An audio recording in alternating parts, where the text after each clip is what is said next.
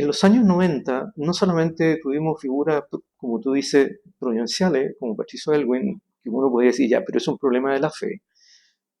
Uno podría decir, mira, tuvimos transversalmente una gran clase política.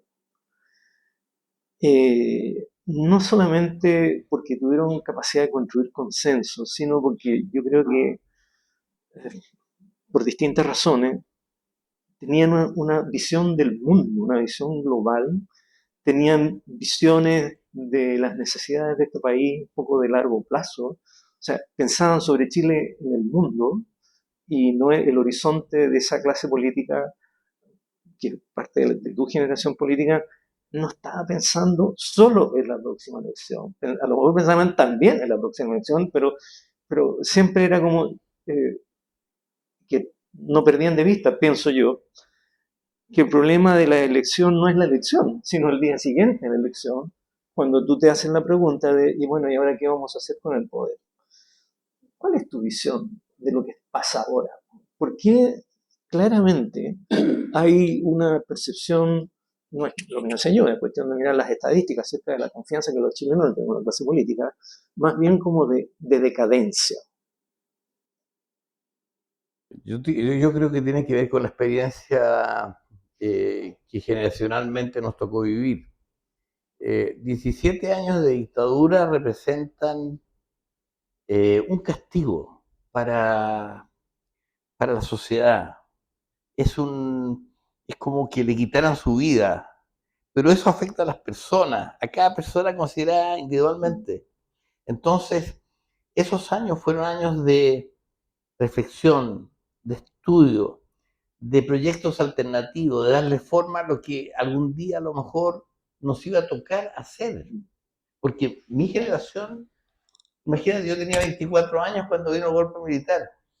Entonces, esperar 17 años para tener la oportunidad de nuevamente hacer algo en política es tremendo. Y yo creo que esos fueron tiempos en los cuales no solo hubo activismo para la defensa de los derechos humanos, para reaccionar frente a las brutalidades de un régimen militar que se le pasó la mano en la violación de derechos personales, derechos de todo tipo, eh, sino que además fue un tiempo de estudio y reflexión. Entonces, yo tengo la impresión, con mucha, lo digo con mucha humildad, de que cuando nos tocó a nosotros estar en tareas de gobierno o en tareas en el Parlamento, realmente nos sentíamos responsables de hacer lo que habíamos pensado durante muchos años, pero sobre todo de hacerlo bien y con respeto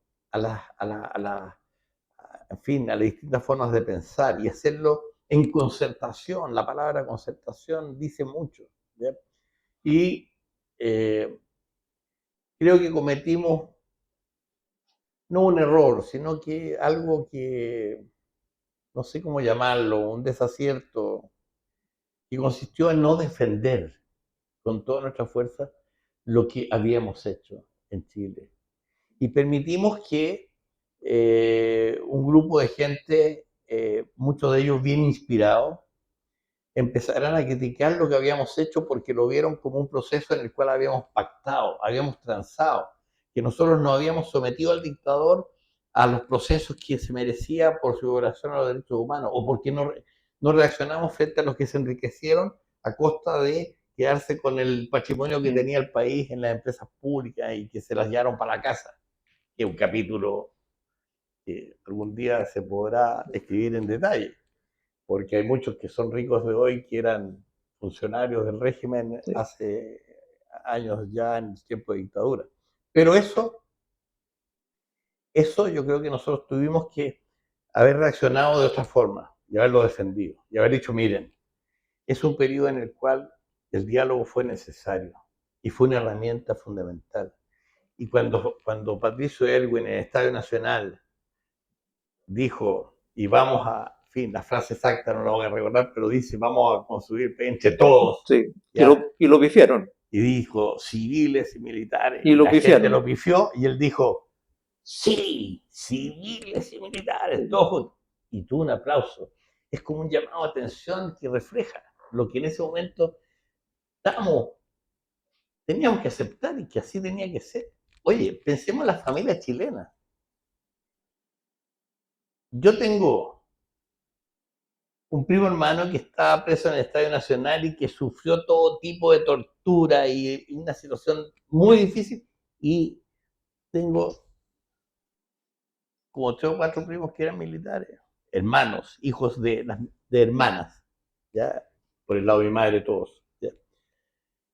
Eso lo vivimos en Chile, vivimos un quiebre al interior de las familias también. Entonces, el reconstruir pasaba por un esfuerzo de diálogo. ¿Qué ha pasado? Eh, bueno, yo creo que consolidamos mucho. ¿Eh?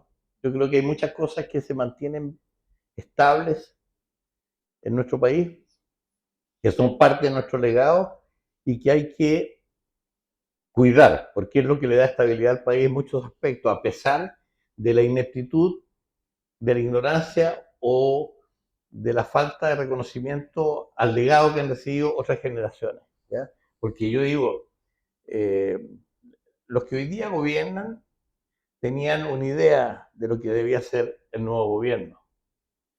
Apostaban supuestamente a cambios sustanciales, pero la realidad que estamos viviendo hoy día, ¿qué nos dice? ¿Hicieron cambios? Ninguno. Yo no veo cambios.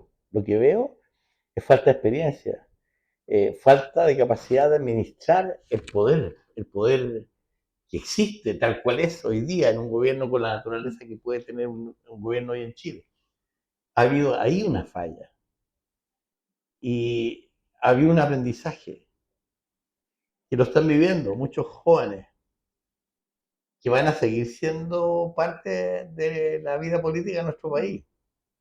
Y por eso yo creo que hay que ser cuidadosos en la crítica y hay que acompañarlos y hay que, ojalá, no caer en lo mismo que ellos cayeron en un momento determinado de no aceptar que había una buena inspiración en nuestra gestión, en nuestra época. Yo creo que yo tengo una hija que es activa en política y es Frente Amplio. No Y yo eres el único. no, no soy el único, ¿ya?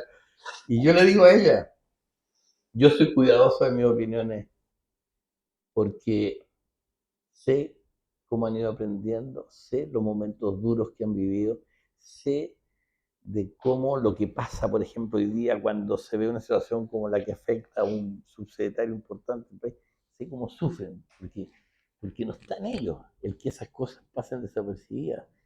Tienen exigencias que son a veces muy superiores a las que nuestra generación tuvo respecto de lo que significa cuidar la integridad de ciertas de las personas en general, en fin, eh, no quiero entrar en el detalle, pero yo creo que esa generación, la generación que hoy está en el gobierno, probablemente va a tener roles en el futuro. Y espero que esta experiencia un poquito traumática que han tenido muchos en el gobierno les Sí. sirva para aprender a cuidar el país, a valorar lo que tenemos. Eh, hay muchos aspectos que dicen relación con generación de empleo, crecimiento económico, en fin, que han sido descuidados por ellos en este tiempo. Pero ellos están reconociendo que sin crecimiento económico no hay posibilidad de justicia social, o sea, algo que nosotros hicimos en lo posible con el liderazgo de muchas personas. Entonces, mira, tengo fe en el futuro, tengo fe, no soy un pesimista total, creo que estamos pasando por un momento muy crítico de la credibilidad de los políticos en general. Eh, yo voy de vez en cuando a la Cámara de Diputados, perdóname pasar una visita, pero yo voy de vez en cuando a la Cámara de Diputados después de haber estado 16 años como parlamentario. Y, ojo, 8 años desde el inicio de la democracia al reinicio de la democracia. Después estuve 8 años fuera del Parlamento y fue en ese periodo en que fui durante 5 años subsecretario de Obras Públicas, tanto del presidente Frey Como el como de del Lagos. presidente Lago. Y después volví al Parlamento 8 años. Y cuando voy hoy día, mucha gente obviamente me recuerda todavía con mucho aprecio, y muchos amigos, y todos me dicen, venga, visita nomás, don Juan Carlos. No, porque ellos también advierten que había un cambio en la forma como hoy día se hace la política, a lo que fue una época en la cual el llamado al diálogo y a la concertación fue un imperativo. Y creo que valió la pena.